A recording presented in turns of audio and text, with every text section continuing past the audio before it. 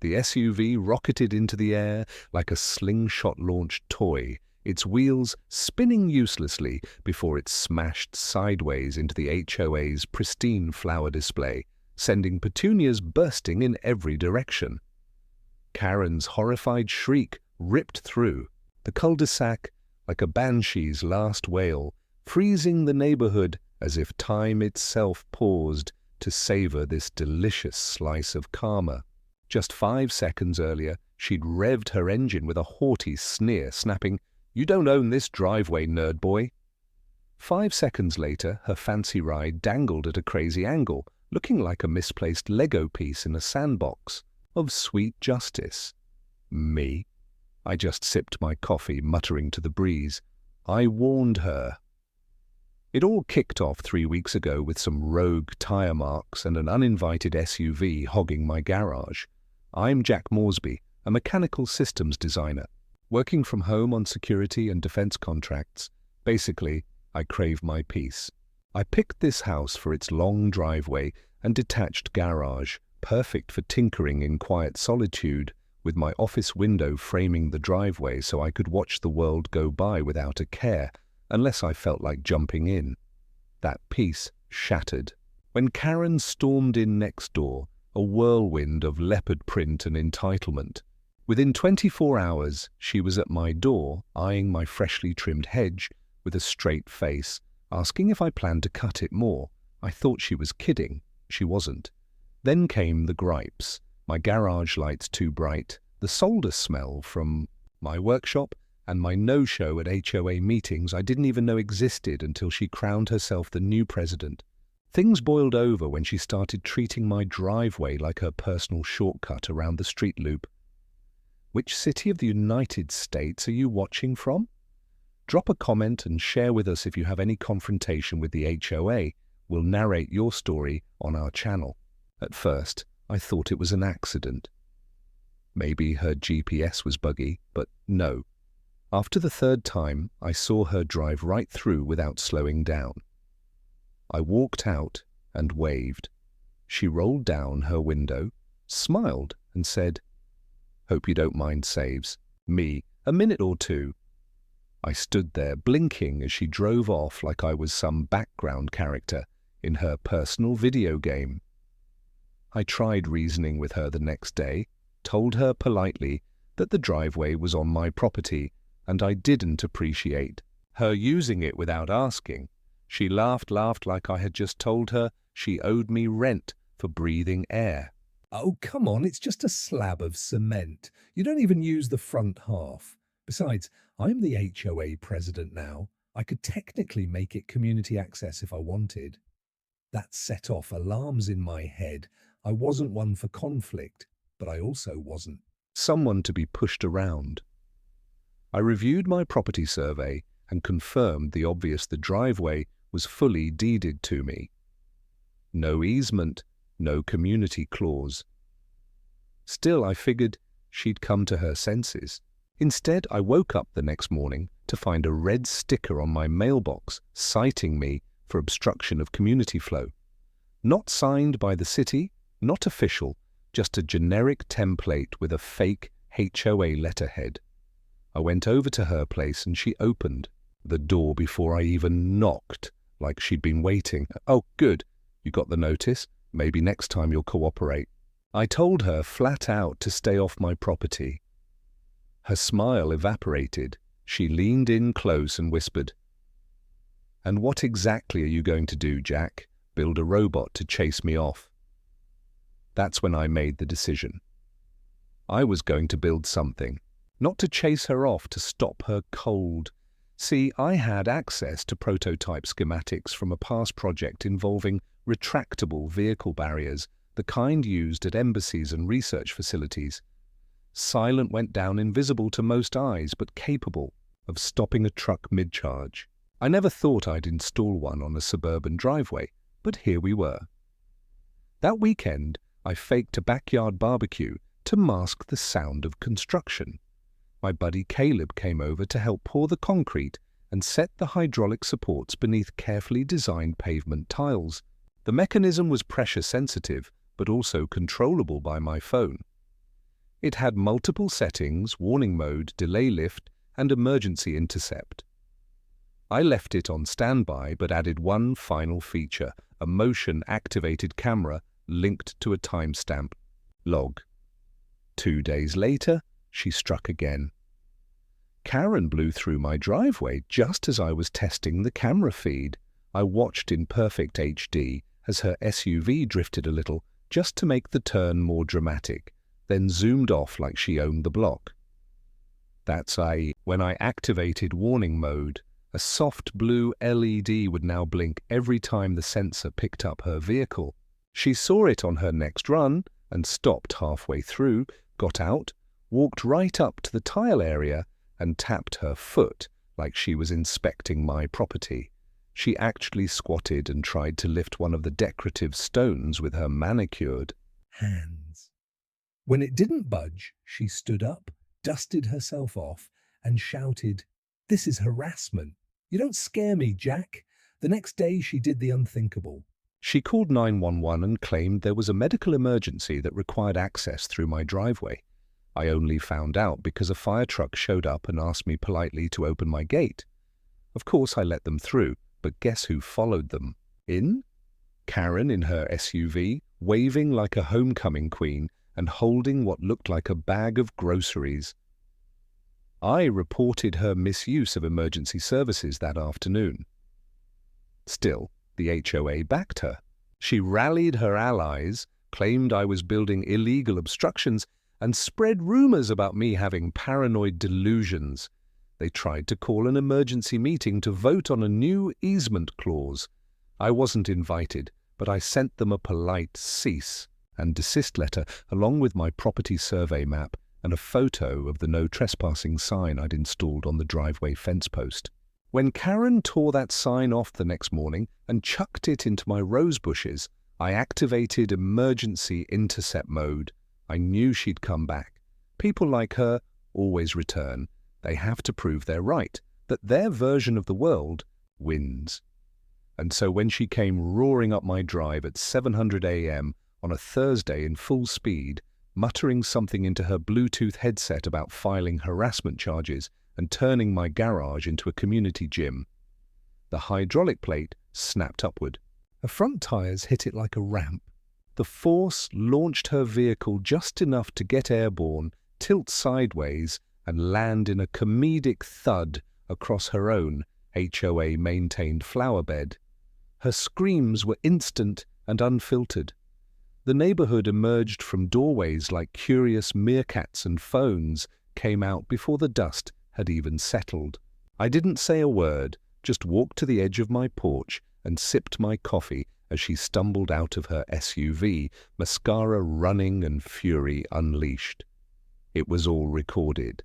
Every sensor trigger, every second of trespass. The trap had been set, and she drove right into it. But this was only the beginning, because Karen was about to double down, and I was just getting warmed up. The morning after the hydraulic launch incident, my doorbell rang at 6:32 a.m. sharp. Not a minute earlier, not a minute later. That alone told me exactly who it was. I opened the door with zero urgency and found Karen standing on my porch, her hair still damp from what I could only guess was a very rushed shower. Her SUV, still skewed and battered, had been towed back to her driveway overnight. I didn't have to ask how. I'd seen the blinking hazard lights flashing just past the edge of my front lawn at 2 in the morning. Now here she was, glaring at Me like I'd vandalized a national monument. Before I could say a word, she hissed, "You're going to jail. That thing you built, it's a death trap." "It's assault, and I've already called the police." I didn't flinch. I stepped outside, closing the door gently behind me. "Karen," I said, "you trespassed repeatedly. You were warned. You ignored posted signage. You destroyed property, and now you're mad that the driveway defended itself." She puffed up like a balloon someone had overinflated with rage. "You think this is a game, Jack? I am the president of the HO. You think you can just install a robot weapon on your property without permission?" Her voice cracked on the word weapon, like she was hoping the label alone would be enough to scare me. I didn't bite. I told her calmly that the system was entirely legal under both city and state codes, and that it had never activated unless a trespasser ignored warnings and crossed. The sensors, I mentioned the multiple logs, video footage, and the time-stamped warnings I had both printed and emailed to the HOE. She was not interested in facts. She was interested in power. "You're going to be sued," she snapped. "I'll make sure your little fortress gets torn apart brick by brick." And then she stomped off with the posture of someone who thought slamming her feet down counted as a legal threat. She didn't look back. She didn't have to. She was convinced she was already winning. By noon that day, I had received a letter on fake HOA letterhead again, and signed informing me that I was under formal violation review for installing a hazardous device that endangered community members. The funniest part was that it was slid under my door, not mailed or emailed, like some teenager trying to sneak a breakup note.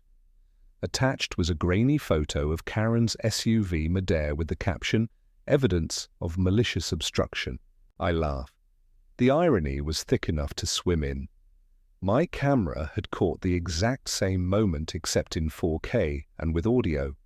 You could even hear her yell, "I'll show you who owns this driveway." That alone would make any judge raise an eyebrow.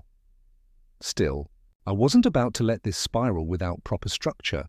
So, I compiled a full report, footage, logs, email threads, even a notarized copy of my property survey.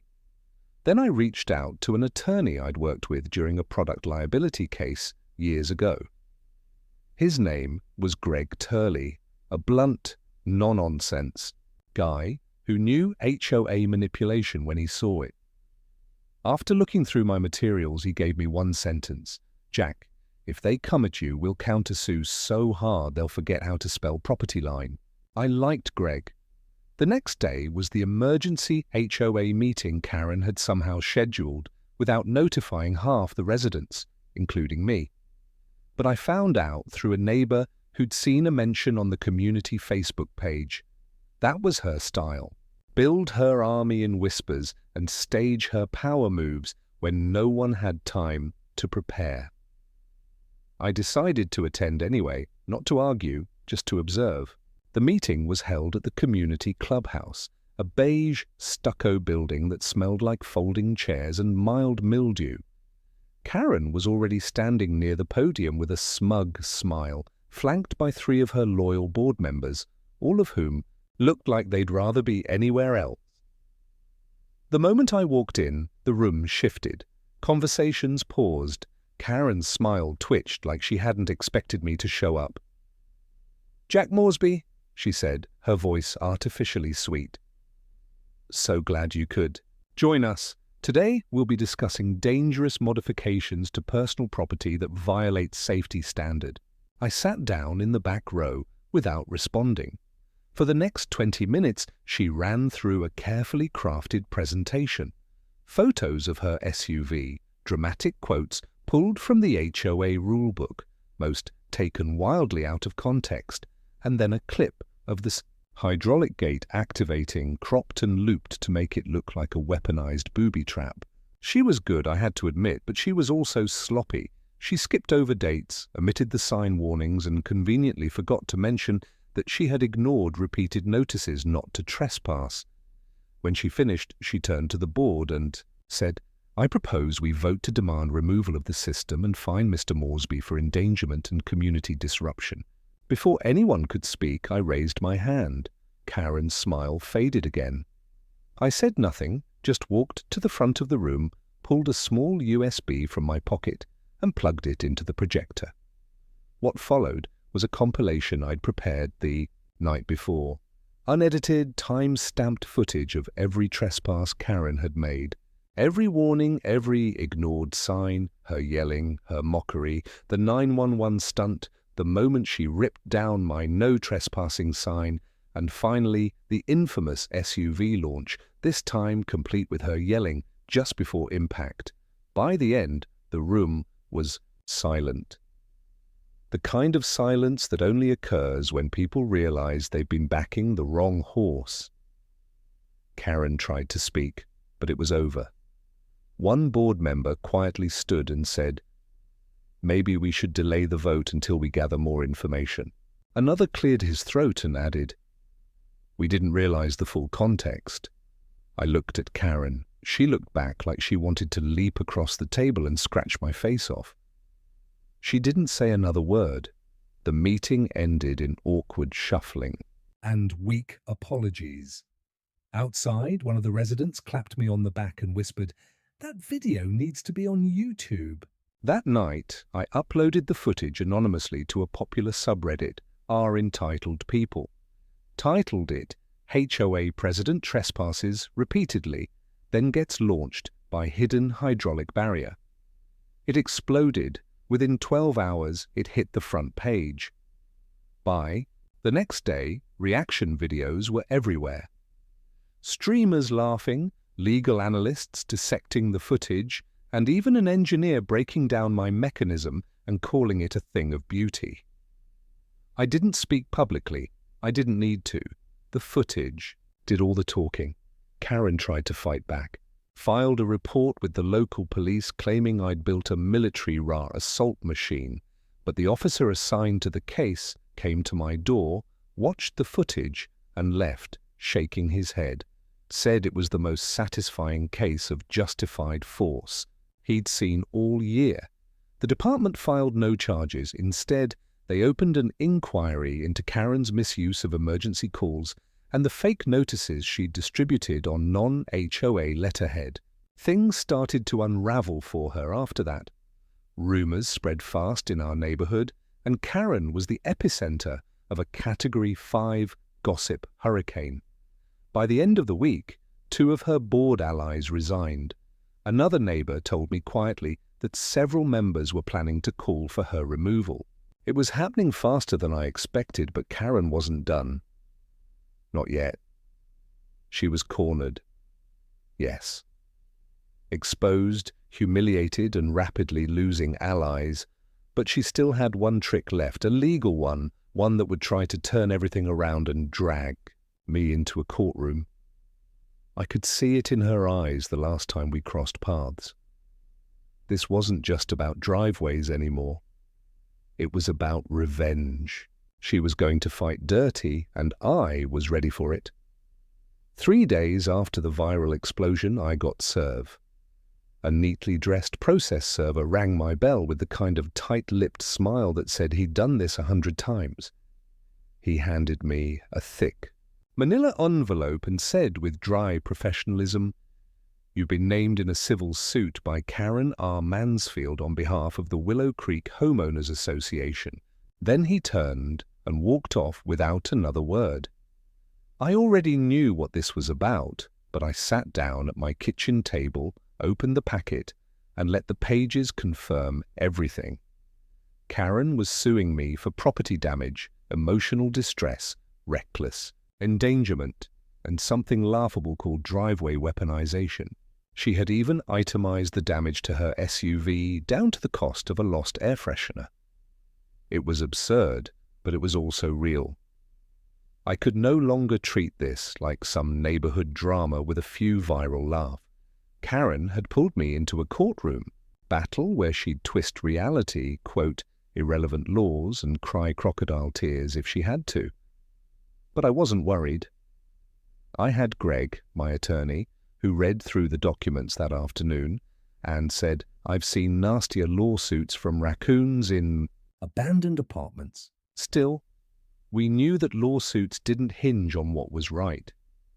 They hinged on what could be proven, so we dug in. Karen's case was padded with fluff and exaggerations. She included statements from 3 of her remaining allies on the HOA board. One claimed they'd feared for their lives when visiting the neighborhood because of my driveway. Another said my hydraulic system was a militarized deterrent that created an atmosphere of intimidation. The third, perhaps most desperate, described my camera setup as a privacy violation akin to espionage. Greg laughed when he read that one. Jack, apparently your ring cam is now the NSA. We spent the next week preparing the counterclaim, not just a defense, an offensive. Greg wanted to go beyond proving my innocence.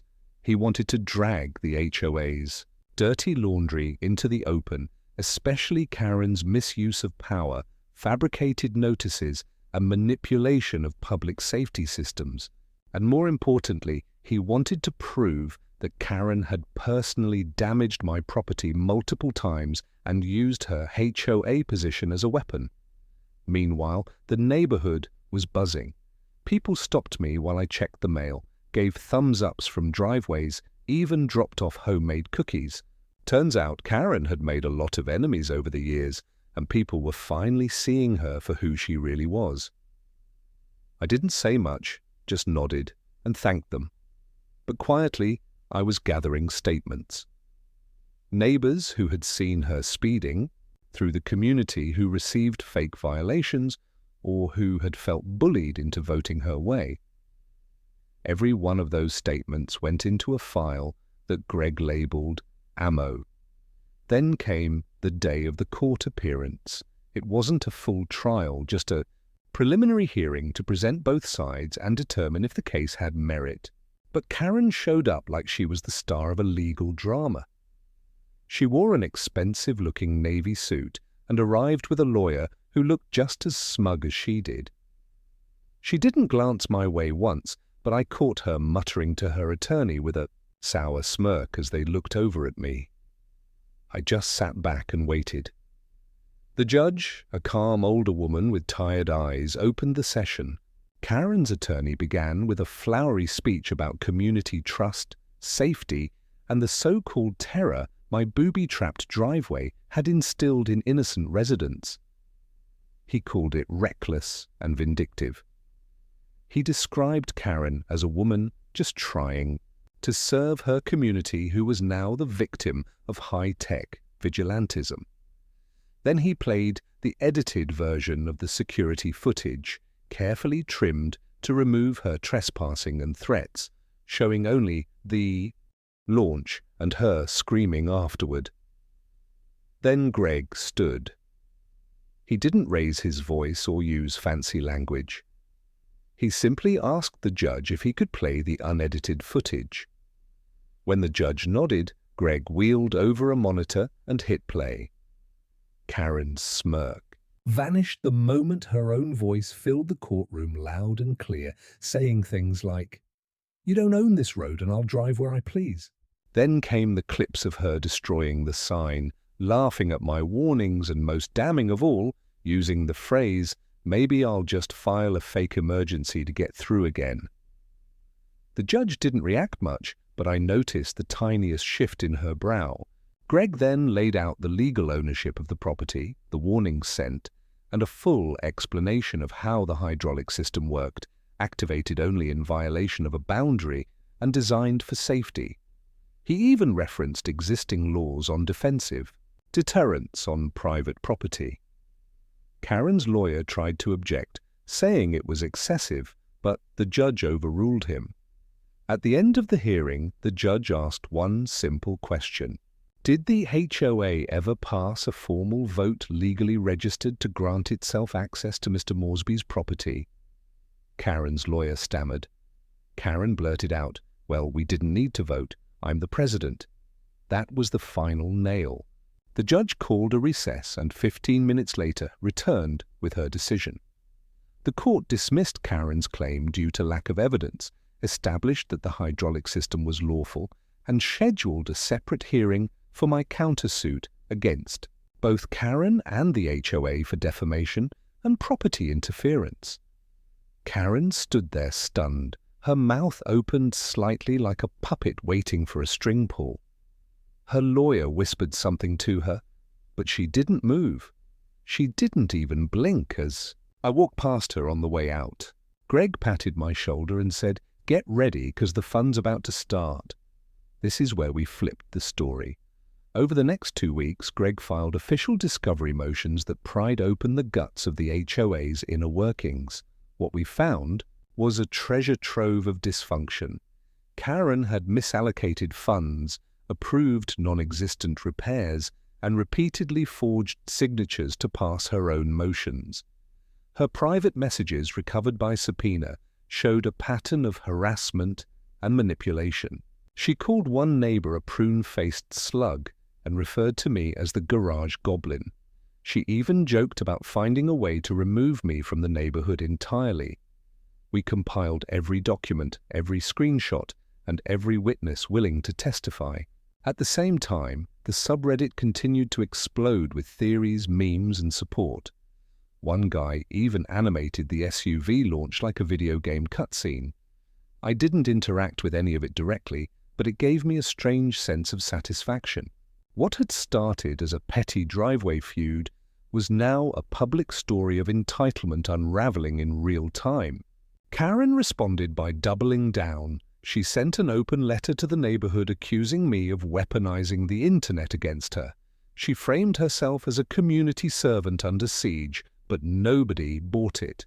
By now, most residents had seen the footage and read the court's dismissal. They knew who was lying and who had simply drawn a boundary and defended it. Eventually, the HOA board held a closed-door session without Karen and began planning an internal vote for leadership removal. One of the members, a quiet man named Victor, reached out and thanked me. He said Karen had threatened to find him for putting up a pride flag and once accused his teen son of stealing mail because he wore a hoodie. He said people had been too scared to speak up until now. Karen didn't know it yet, but her final chapter as president was about to be written.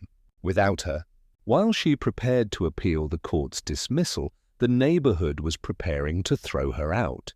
She thought she still had control, but the foundations were cracking beneath her feet. And unlike a hydraulic gate, these brakes weren't going to stop her SUV. They were going to bulldoze her reign of petty tyranny completely. The neighborhood meeting was called quietly, almost secretively, as if the whole block had conspired to conduct a silent coup. It wasn't advertised on the HO website and there were no paper flyers. Instead, whispers carried the message: back fences, mailbox corners, dog-walking routes, and muttered exchanges during morning coffee.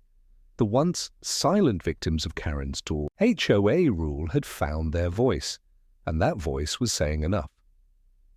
The clubhouse lights flickered on at dusk, and one by one people showed up.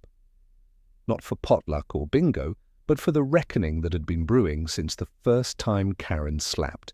A violation on someone's trash bins for being 3 and 2 visible. I wasn't going to go. I had no intention of being the centerpiece again. But Victor, the board member who'd been threatened over a flag, showed up at my garage with 2 folding chairs and said, "You've got to be there. She'll try something." He was right. Karen had a history of twisting facts when no one was watching.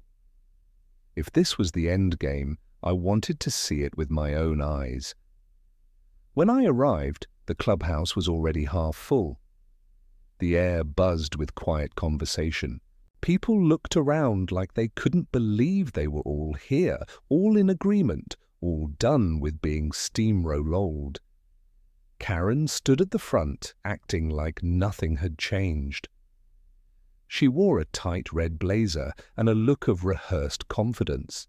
Her smile was too wide, her posture too rigid. You could tell she was forcing every inch of her composure. But under that facade, I saw the cracks. She knew this wasn't her audience anymore. She started with her usual charm, welcoming everyone, talking about unity and vision.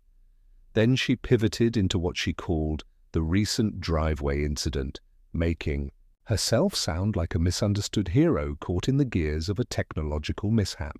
She called the viral footage misleading and said it had been manipulated to damage her reputation.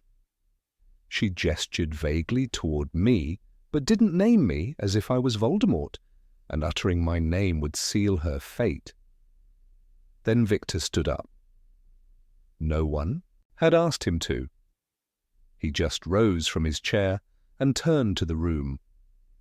His voice wasn't loud, but it carried because of its honesty. He said he'd been quiet for too long, that he'd let Karen's behavior slide because he didn't want drama. But that line had been crossed months ago. He told them about the threats, the intimidation, the times Karen overruled board votes and claimed executive privilege. He described the secret emails and the fake fines.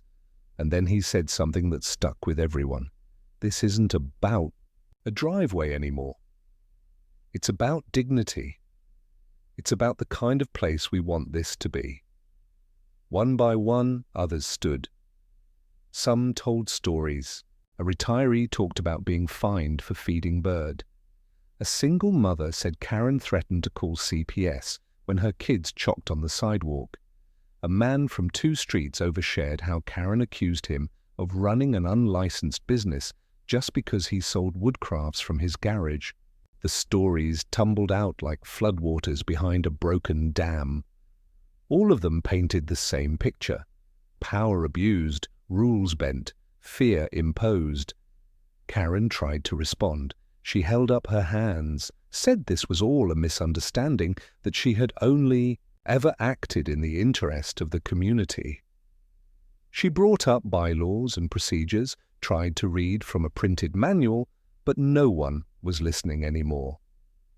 The room had already made its decision. Then someone from the back, an older woman I'd never seen speak at a meeting before, asked the question everyone had been waiting for. Can we vote tonight? Karen froze. For a moment, she looked like she might say no. Invoke some obscure rule. To stall. But Victor pulled out a folder and read from the HOA charter itself. Emergency removal votes could be called by the board under special circumstances. This was one of them. The board passed around paper ballots while Karen stood motionless, lips tight, hands clasped in front of her, like she was praying for the numbers to save her. The vote wasn't close. Out of the 47 households represented that night, 39 voted for removal, 5 abstained, 3 supported her. 3. She looked at that paper like it had betrayed her. Then she finally turned to me and for the first time addressed me directly. "You think you've won, don't you?" she said, voice low and sharp. "You..." And your little machines. This was never about the driveway. You humiliated me. You ruined my life. I didn't respond. I didn't need to. The room already had. The board formally announced her removal and appointed an interim president, Victor. Karen didn't wait for the gavel. She stormed out, heels clicking like gunfire on the tile. The door slammed shut behind her, echoing louder than any speech she could have made. But the story didn't end there. That night, as I was loading up my car with some electronics for testing, a sleek black SUV pulled slowly past my house. Not her old one, the one she wrecked, but a rental. She rolled down the window, stared for a beat too long, and then drove off. I knew that look. It wasn't over for her. Not in her mind. And she was right about one thing. It wasn't just about the driveway. It was about everything. About standing up when the world expects you to sit down, about drawing lines and defending them, about not letting people rewrite the rules just because they shout the loudest. In the following days, the neighborhood changed. The new HOA leadership began rolling back the dumbest of Karen's regulations. People smiled more, waved more. Someone even painted a little mural on the community park wall, showing a cartoon SUV mid-flight with the words "consequences" below it. I wasn't the hero. I was just the guy who said no at the right time with the right tools and didn't flinch when things got messy. Karen, meanwhile, went quiet. Rumor had it she tried to appeal the board vote, but was denied. Her name was scrubbed from the HOA roster. Her remaining allies retreated back into their houses, quiet as moths with burned wings. Online, the video kept growing. I didn't check it often, but every time I did, the view count had jumped by thousands. People from other countries commented, someone translated it into German. Another guy built a miniature replica of my hydraulic system using Legos and put it on TikTok. I got one letter in the mail without a return address. Inside was a single sentence typed on plain paper. "You're lucky I didn't press criminal charges." I didn't need a signature to know who sent it. I didn't reply. What Karen hadn't realized, what people like her never do, is that power doesn't come from titles or fake fines or HOA handbook. It comes from people deciding they won't be stepped on, and once that decision is made, there's no going back. By the end of the month, her house went up for sale.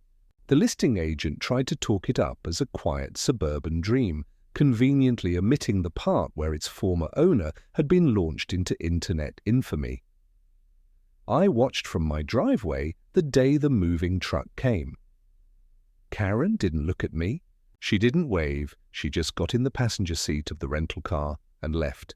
No speech, no drama, just gone. But I kept the hydraulic gate, not because I needed it anymore, but because it had become a symbol, a quiet reminder that boundaries matter, and sometimes they need to rise up fast and hard. It had been 3 quiet months since Karen left the neighborhood, and for the first time in a long time, peace felt like more than just a temporary truce. The air seemed lighter. Kids played chalk games on the sidewalks again without fear of being reprimanded, and the new HOA president, Victor, actually walked door to door asking residents what they wanted changed. He even suggested dissolving a few of the more ridiculous rules that Karen had enforced, including the infamous bin placement policy and the holiday light schedule. People laughed about the old days now, but not the bitter, anxious kind of laugh they used to have when Karen Ruled. This time it was genuine cleansing, the kind of laugh that finally lets go. I thought I was done with all of it. The drama, the court hearings, the video that refused to stop climbing in views. I'd moved on to new projects in my workshop, things I actually cared about. I was designing a compact electric winch system for a client in Montana and experimenting with water recycling pumps for a greenhouse prototype. It was finally quiet again until the envelope arrived. It was slipped under my door, just like Karen used to do with her fake notices. But this one didn't have any HOA logo. No return address, no stamps, just my name typed on the front in large bold letters. I opened it cautiously, expecting maybe some leftover threat from her allies. Inside was a single sheet of printer paper and a flash drive. The paper read, "Thought, you'd want to see this before it goes viral again." Her voice hasn't changed. The message didn't make sense at first. Then I plugged the flash drive into my laptop. What played was raw footage from a parking lot camera. Grainy, but clear enough. Karen, the same Karen. This time she was screaming at an airport gate agent about being denied an upgrade to first class. I recognized her voice instantly. I said, "I have status. Do you understand? I'm not sitting in the back with children and animals." She shoved her ticket toward the agent and pointed at a man in military uniform nearby. "Why is he up there?" And I'm not? What did he do? Fighting a war? The agent didn't reply. The footage cut off. I stared at the screen. Then I played it again just to make sure it wasn't some kind of sick, deep fake. It wasn't. It was Karen. Unhinged, undeterred, and clearly still chasing her imagined throne. She hadn't changed. She'd simply found a new stage. I didn't upload the video. Someone else did a day later. Maybe the anonymous sender. It hit a few million views in under 24 hours and ended up stitched into compilations titled "Former HOA President Gets Karma at Airport." The comments were brutal. Most of them referenced the flying SUV video. I guess once the internet pegs you as a villain, It's hard to undo. I didn't celebrate. I didn't need to. Watching her unravel in front of strangers was more exhausting than satisfying. That part of my life felt distant now, like something I'd read in a book I didn't want to reread. But the truth was, her behavior had left something behind. Not just In me, but in the entire community. Even after she left, people were cautious. they walked lighter. They hesitated to speak up. It was like her presence still lingered in the air, ghostly and judgmental. So I decided to do something symbolic, not dramatic, not viral, just something small to mark the new era. I upgraded the hydraulic gate not to launch vehicles anymore, but to rise slowly and flash a message across a new digital panel I installed. It read, "Private property, respect is free." I didn't advertise it. I didn't film it, but anyone passing by could see it, and they did. More than once, neighbors stopped and smiled. One kid even said, "Mr. Jack, that's so cool, like a Transformer's driveway." I laugh. It was simple, but it meant something. The final lawsuit wrapped up a few weeks later. Karen's appeal was rejected, without hearing. The judge said the original evidence was not only sufficient, but damning. She ordered Karen to pay a portion of my legal fees, which I doubted I'd ever see. But the point wasn't the money. The point was that for once, someone like her didn't get away with it. There was no quiet settlement, no behind-the-scenes manipulation, just consequences. Victor invited me to a community barbecue not long after, said it was part of his new Normal Neighbors initiative. I went mostly out of curiosity. The grill was smoky, the lemonade too sweet, and someone had brought a karaoke machine. But the vibe was completely different from the old HOA events Karen used to stage. People joked, they relaxed, they teased each other about lawn heights and dog poop bags, but with warmth, not fear. I even talked to a couple of the former board members who had once backed Karen. They admitted they'd felt bullied into compliance. One said, "She made us think we were protecting the neighborhood, but really we were just protecting her ego." I stayed late that night watching the sun dip behind the rooftop. The same driveways, the same houses, the same fences, but everything felt less tense. I realized then that peace doesn't just happen. It's built slowly, carefully, like a device with too many moving parts. One gear gets stuck and the whole system grinds down. But if you repair the broken pieces, sometimes it works even better than before. A month later, a young couple moved into Karen's old house. No drama, no ridiculous rules, just two people starting fresh. I dropped off a welcome basket, bread, wine, a printed neighborhood map, and a note that read, "If anyone ever tells you the HOA owns your driveway, call me first." They laughed and invited me in. Their toddler ran around the empty living room barefoot, dragging a stuffed dog behind him. For the first time, that house didn't feel haunted. That night, I looked back at the security footage archive, not to dwell, just to clean house. I deleted most of them. The angry standoffs, the fake citations, the car launch, gone. I kept one clip, though, the moment after the SUV landed when Karen climbed out, stunned and silent.